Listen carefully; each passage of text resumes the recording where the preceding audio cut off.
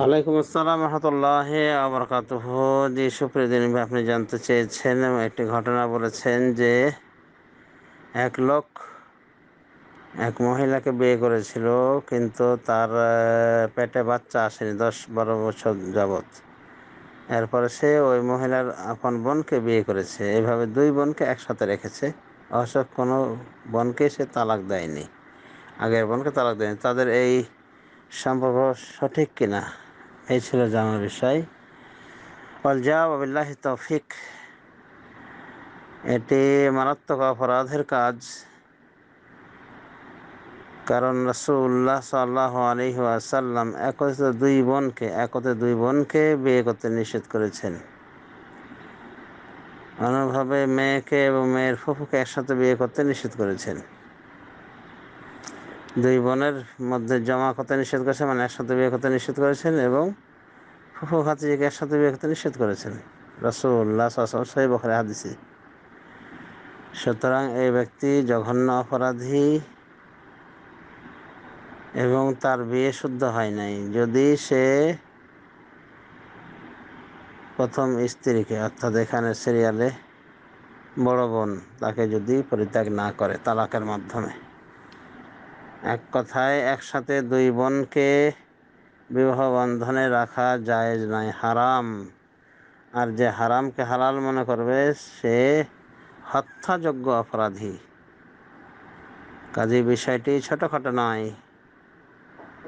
দুই বোনকে বিয়ে করা আল্লাহ নিজে নিষেধ করেছে। ওয়ান তাজমাউ বাইনাল উখতাইন, আল্লাহ বলেছেন এটাও হারাম করা হয়েছে যে তোমরা দুই বোনকে একত্রিত করে বিয়ে করবে, একসাথে বিয়ে করবে। মানে সম্পর্কে যারা দুই বোন, মানে আপন বোন, তাদেরকে বিয়ে করা হারাম, কোরআন দ্বারা প্রমাণিত। সুতরাং যে এরকম অপরাধ করবে জেনে শুনে ঠান্ডা মাথায়, তার শাস্তি অনেক মারাত্মক শাস্তি। ইসলামী রাষ্ট্র হলে গর্দান উড়িয়ে দিত। তাই এই পরিবারকে, এই হতভাগ্যকে বলতে হবে বিষয়টি যে তোমার এ কর্ম হারাম। মানে বাচ্চা হয়নি, প্রথম স্ত্রী খালাস, তালাক দিয়ে দিবে যদি ওই মহিলার বোনকে বিয়ে করতে ইচ্ছুক হয়। তো তা না করে এটাকে রেখে দিয়েছে, আর বাচ্চার জন্যে ওরই নিজের বোনকে বিয়ে করেছে, অথবা মহিলার।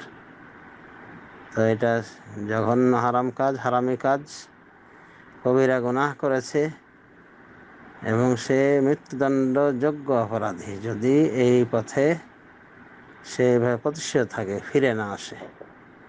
তবে এ সময় দণ্ড কায়েমকারী সাধারণ পাবলিক নয়, বরং ইসলামী রাষ্ট্রের মুসলিম শাসক, তাদের এই অথরিটি রয়েছে যে কোরআন আইন লঙ্ঘনকারীর কি দিবে,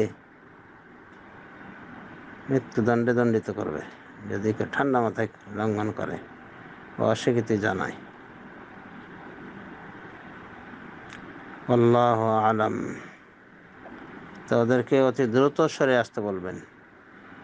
আর নিয়ম হলো যদি সে বিয়ে একান্তই করতে চায় ওই মহিলার বোনকে, ওই মহিলাকে তালাক দিয়ে দিবে। তালাক দিয়ে ইদ্যত শেষে তারপরে বিয়ে করবে।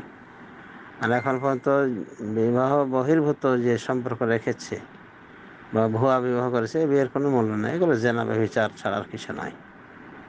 কাজে অতি দ্রুত তাদের ফিরে আসতে হবে এই ন্যাক্কারজনক জঘন্য কর্ম থেকে। আল্লাহ তাদেরকে হেদায়েত দান করুন।